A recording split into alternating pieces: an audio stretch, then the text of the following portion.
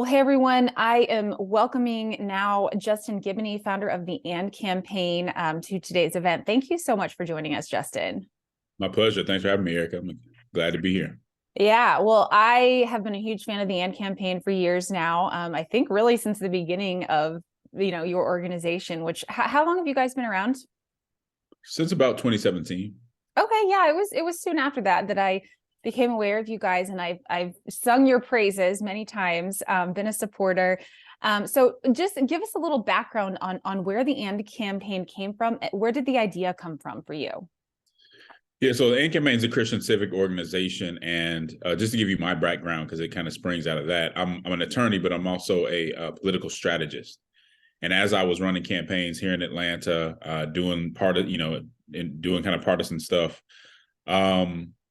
I just realized that a lot of Christians were entering into politics without a gospel-centered framework, that we were really being led or maybe even discipled by our ideologies and ideological tribes rather than by our beliefs.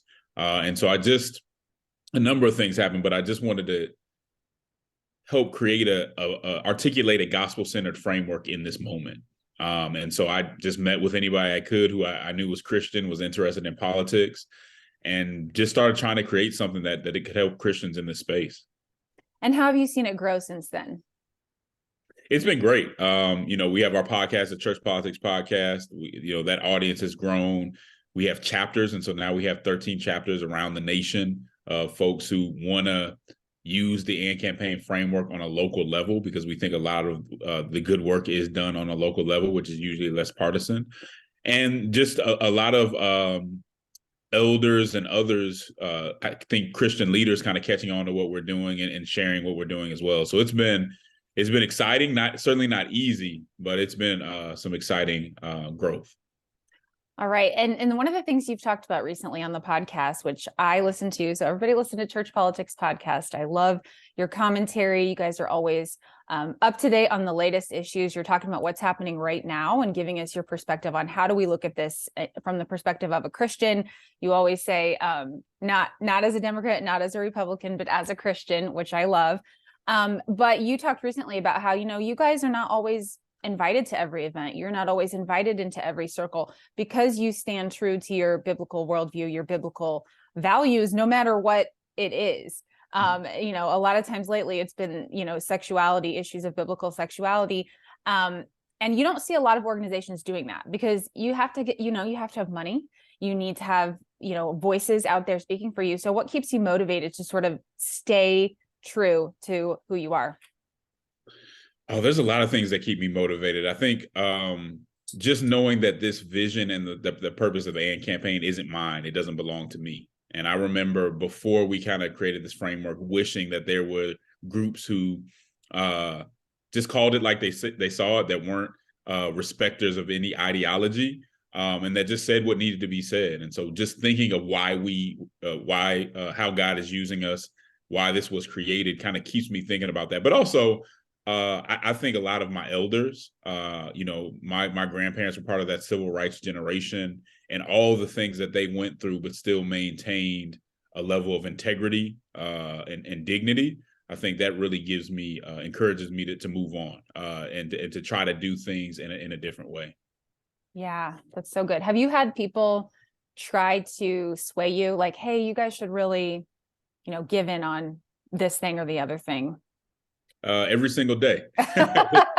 There's somebody on social media or elsewhere saying, hey, you guys should let go of the Christian sexual ethic, or you should stop talking about social justice.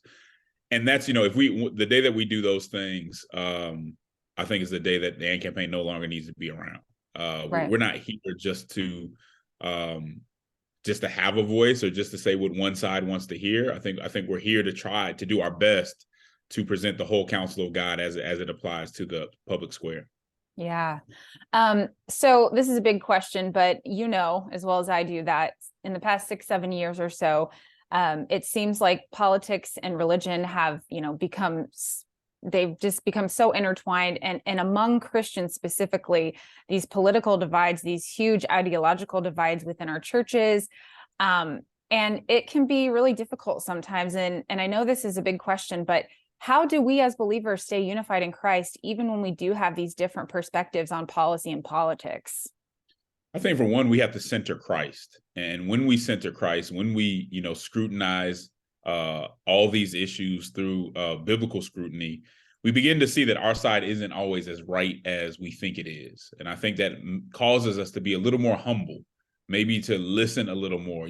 I always say if you can't see any reason why someone else would be on the other side, then maybe you just haven't heard the best arguments on the other side. If you can't understand it at all, that means that you're probably missing something, because not everybody on the other side is stupid. There's people on the other side that are just as smart or smarter than you. Not everybody is malicious. There's people who have done just as much good, if not more than you, on the other side.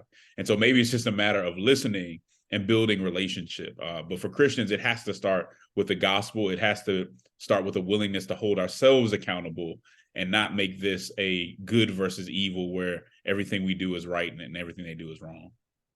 Well, and I think that comes back to sort of, what we're talking about today. I said faith, politics, and civility. When I sent you an email, that's what we're talking about. And so when you hear the word civility, what comes to mind for you? I think I've heard it called public grace, right? I think it starts with respect, making sure that we never hold others in contempt, believing that people have something valuable to say, whether they agree with you or not.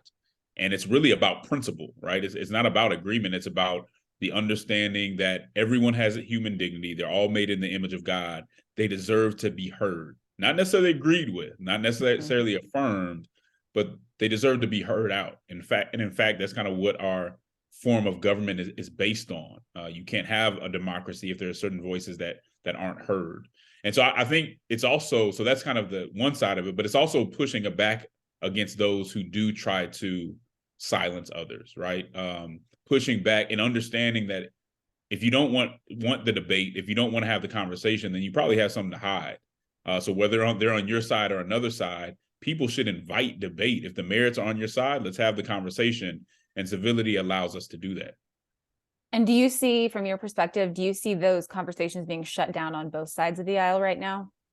Yeah, I think they are shut down. I mean, the major thing that we try to do is we try to just dismiss people, right? So once we can character people, once they become political abstractions, nothing they say matters. Nothing they say should be heard out. And so, yeah, we a lot of folks try to be as dismissive as possible. I catch myself being dismissive sometimes too. I don't have this perfectly figured out, but we should have some mechanisms or some disciplines that help us even check ourselves on that. And so that's what I try to do. One good way to make sure you're hearing other folks out is just have good media hygiene. Make sure that you're listening, that you read people who are maybe a little more further left than you, that you read people who may be a little further right, not because you agree, but because you want to hear both sides and make sure that you're informed. Yeah, and I like your point about making sure you're reading the best arguments, because there's a lot of bad arguments out there, and understandable that you would not see the perspective, but you're right. Like, there are really smart people on both sides, and I may never agree with someone on the other side, but at least I can sort of respect where they're coming from or understand why they landed there. And also, you have to upfront be like, it doesn't mean that they're not a Christian, if they're not agreeing with your political or your policy analysis on something. The extremes, obviously, this have just come to life in recent years. I mean, it's just gotten so bad. Why do you think this has even become a thing among Christians? Like, even among Christians, they have gone politically extreme. Is it that maybe people aren't quite as faithful as they, proclaim to be, or are they just being sort of pulled by culture? I think pride has something to do with it. I think idolatry has something to do with it. We have made our political affiliation religious in nature. We don't necessarily know where our theology ends and where our ideology begins. And then when we're wrong, we just don't want to admit it. So whether it's people on the right trying to romanticize American history and they just don't want to admit that it's not what they say it is, whether it's people on the left trying to act like, a more permissive society is always a better society and don't want to deal with the consequences when it's very clear that that's not necessarily making things better. we hold on to these ideologies. We hold on to these perfect narratives we've created about ourselves and about what we think, and we just don't want to let them go, and they again become idols. Do you make I mean, you probably have done this on the show, but like in terms of like, have you ever found yourself you feel like you were on the wrong side of an issue and you came back around and said, I was wrong and I want to admit that publicly? Yeah, I mean, I've said several times, even on LGBTQ issues, my conviction hasn't changed, but I think the way that I address it needed to change. And seeing people differently and understanding and hearing people's situations out. And I think the church as a whole needs to be more brokenhearted about that issue in general, not necessarily, again, changing convictions, but to say, wow, we really got some things wrong. We hurt people and we need to find ways to make amends. I think that goes a long way. I mean, I say this quite a bit, but how many people came up to Jesus with a perfect narrative and walked away with that narrative intact? Hardly anybody. We should not feel like we can go into every conversation and walk away with our narratives intact, walk away with us being the undisputed victor. That's not what discipleship is even about. And so while we want to hold on to what is true, we also know that we can get things wrong and that we need to be open to changing and seeing things differently. And outside of what you guys are doing, where else are you maybe seeing progress? What gives you hope in sort of your mission outside of the AND campaign? I think when we travel, I mean, I've had, elderly people come up to me and say, I listened to your podcast or I read your book and my view of race or my view of politics has changed. To me, those small victories, understanding that one person's change of perspective matters. I think when we become, when we sort of have a national platform, you can forget that each person that you touch matters. And so I try to keep my eye on, each person that may have seen things differently or been helped out and been encouraged by what we're trying to do. I think that's what's important. Yeah. I mean, I think you can count me among some of the people that you've affected in terms of how you approach issues. I really have appreciated your voice in the past couple of years. Now, one of the things that I am really big on and what my upcoming book is about is about the local church and how important that is in our lives. Can you speak to, how you think the local church plays a part in us, discipling one another, and then also just sort of maybe making progress in this same way that you're talking about? Yeah, I mean, the local church is at the bottom of it about community. It's about us living together, worshiping together.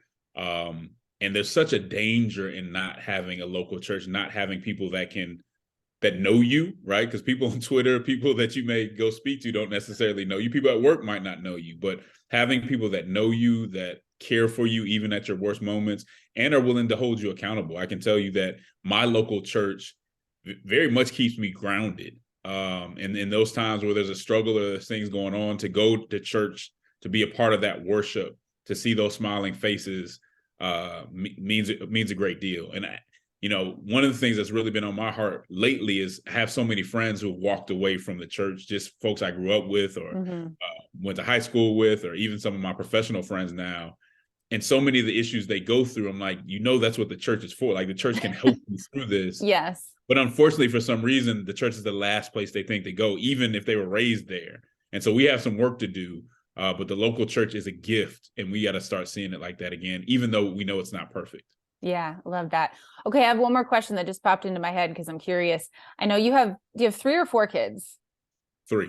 3. Okay. So, I know your kids are little, my kids are little as well. And, I'm thinking about how do I present some of this stuff to them? How do I want them to grow up to be, critical thinkers and people that respect others and have that civility mindset. So how are you approaching this and how you're going to teach your kids to think about these things? Yeah, that's a really good question. I always, one of the biggest things that I teach them is that you don't know what people are going through.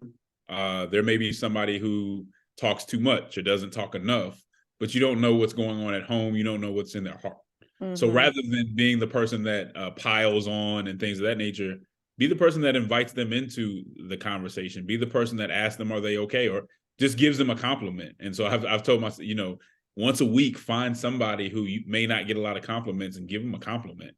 Yeah. That can go a long way. I do the same thing. seeing people. Right. Seeing people. Yeah, that's so true. Okay. Last question. If people want to get involved with the AND campaign, how should they go about that? Man, so if you want to join a chapter, or you just want to learn more about the AND campaign, you can go to our website, which is andcampaign.org, or you can email us and we can put you in contact with other people in your area who are supporters of the AND campaign. You can email us at engage@andcampaign.org. All right, Justin, thank you so much. Thank you, Erica. Take care.